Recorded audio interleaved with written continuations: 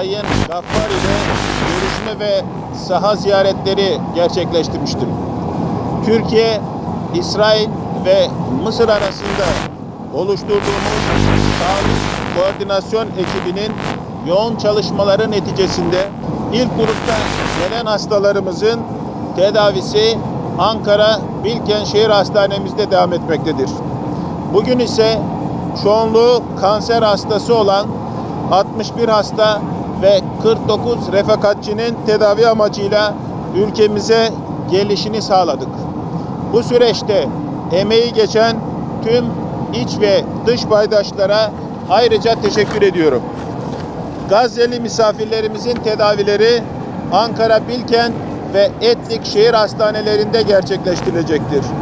Değerli basın mensupları, yaşadığımız günler tarihin şahit olduğu en acı verici günlerdir.